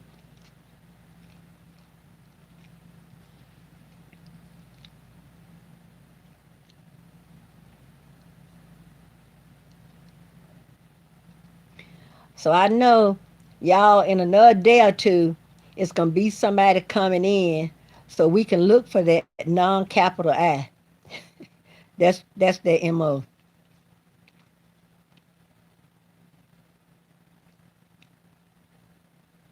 The one you got from 7-Eleven. Yeah,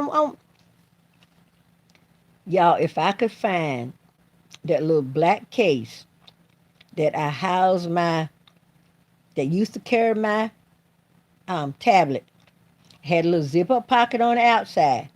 Cause like a lot of times by me having trigeminal neuralgia, I would have to put on earplugs at church, so I had earplugs in it. Okay, good. I would have earplugs in it. I would have those two portable chargers. I would have I make sure I have an ink pen. And so, you know what? When this trip over to 2 hours, I think what I'm gonna do, I'm gonna go and get on my phone that's charged. So we got 3 minutes before this go to 2 hours, and then okay, yeah, I know they were saying that and they were saying one time if the contents of your video is like it would attract children, YouTube goes in there and click. I had a video that I made a video. I think it was when I made a Dollar Tree video and I was showing stuff Dollar Tree had for Halloween. YouTube went in and marked that for children. Then there was another one where I had showed some toys, I think, from somewhere, and YouTube went in and clicked that video was for children. So I know they had said they was not going to monetize videos that had children in it, but I don't know what they done by now.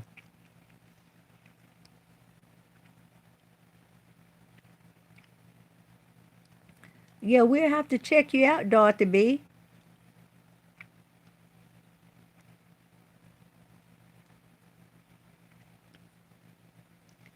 So yeah. So if you get monetized, they don't monetize those videos, right? Cause I wonder what people like when cause there are some children up here that have thousands of followers. So I wonder what would they do to children that have a lot of followers? Do they demonic? Cause there's one little girl. She make a lot of videos. She got a nice little intro. I think her name is Tamia, Tamia, and she got a lot of followers. I was under the impression those channels that was for children, about children, I was under the impression they do away. There's no comment section on those videos. Or they will let you know, okay.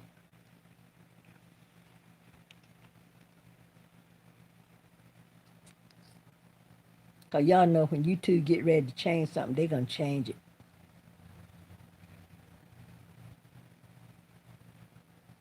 So I know there was one. I was sitting at the computer, and I think the way I was using the external camera, and my daughter's dog came by, and the picture showed him. 'Cause I think I had called him like I did Louis, like I do Louis, and they had marked that for children. So I told my daughter, I said, but so far the ones I show Louis in, they haven't taken them off yet, but they sure took that one down. Oh, they marked it for children. That's what I meant. They marked it for children. Well, I'm at the 2 hours point now, y'all. What I'm gonna do? I'm gonna sign off and go get on my phone that's charged so I can get back to the sewing machine. Cause y'all know I sit there and mark that pattern. I mean for the mask and haven't sewed a stitch yet. TD Jake's video was marked as private. I wonder why. They don't make no sense. You would think they would want people to see videos by pastors.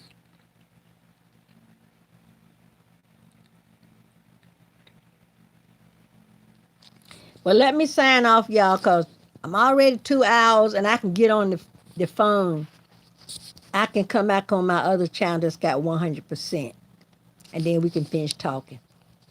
So Annie and Ashley and Dorothy B, when I switch over to my other phone, y'all just come in, okay?